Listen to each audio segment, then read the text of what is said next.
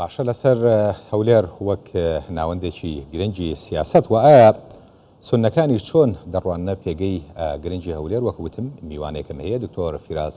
ئەنەجماوی شرۆڤەکاری سیاسی لە ستۆدیۆ لەگەڵمانە. دکتۆر بەخێر بێیت بۆ ستۆدیۆی کوردستان 24. ئێمە لە راپۆرتێکەوەمە خستە ڕوو کە هەولێر زۆر جار لە کێشە و تەنگەژە و گرفتەکانە کە لە عێراق هاتوونەتە پێش هەولێر قسەی یەکلاکەرەوەی کردووە. ئێوە ڕۆڵی هەولێر وەک ناوەندێکی سیاسی چۆن هەڵەسەنجان؟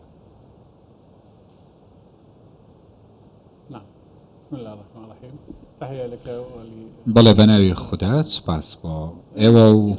بینەرانتان. گومانمانیە کە هەرێمی کوردستان بەگشتی و هەولێر بە تایبەتیش مەکانیەتێکی گەورەی هەیە لەلایەنی دیپلۆماسی و سیاسی و لایەنی ئابووری و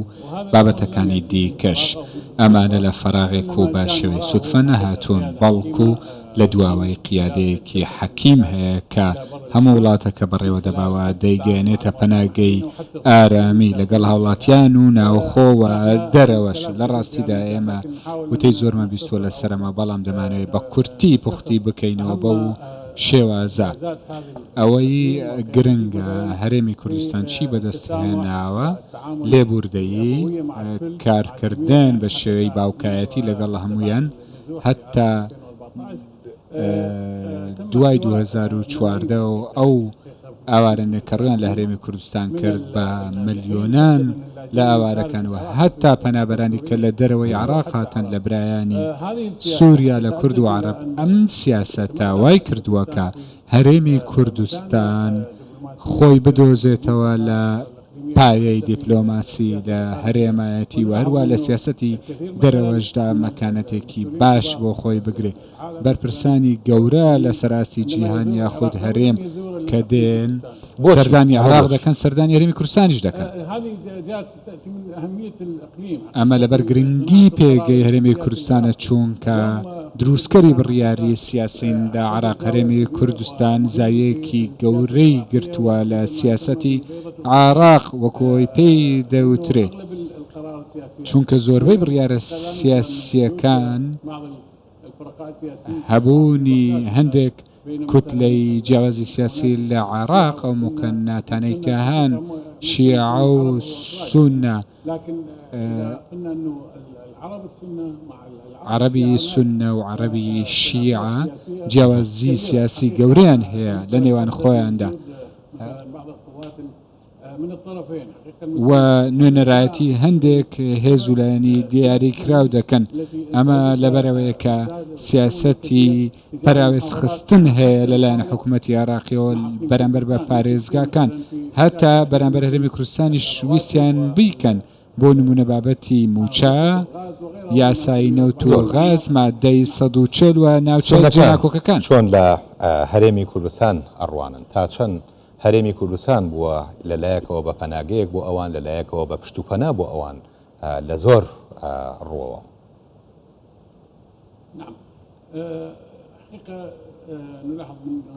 بەڵێ لە ڕاستیدا تێبینیمان کردووە لە دوای 2014ەوە پەیوەندیەکی زۆر باش دروست بووە لە نێوان عەرەبی سونە و کوردی سونە لە پێکەوە ژیانی ئاشتیانە، لەوەی کە خەڵکێکی ئێمە کە هەزاران و ملیۆنان لە عەرەبی سونە ڕویان کردە هەرێمەوە لە باوەشە گیران و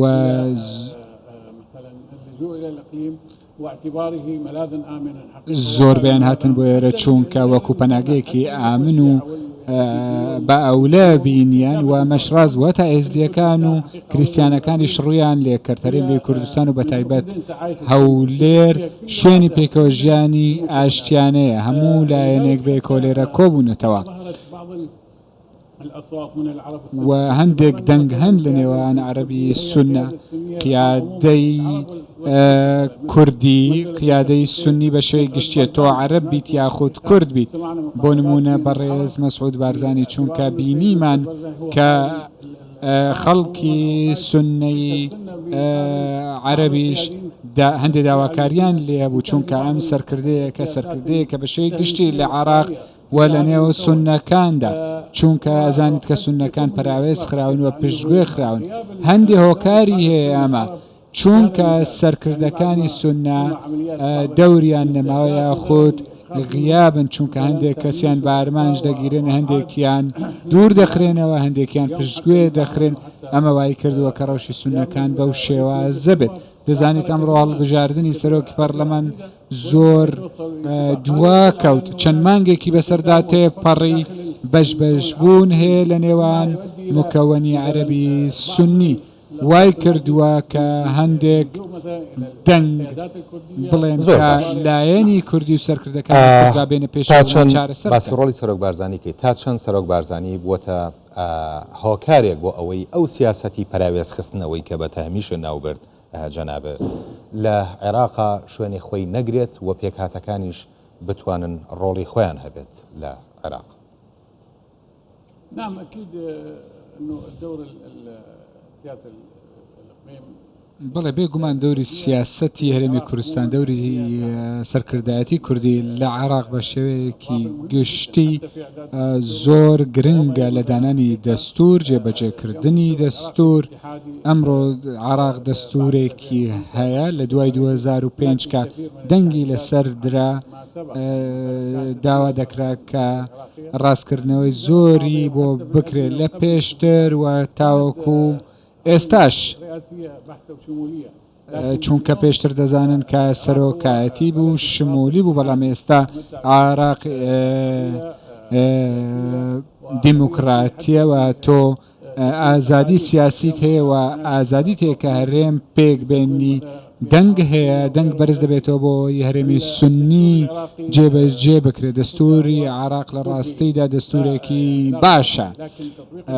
کێشەی تێدانی بەڵام جێبەجێکردنی دەستورەکەی کە کێشەی تێدا هەیە و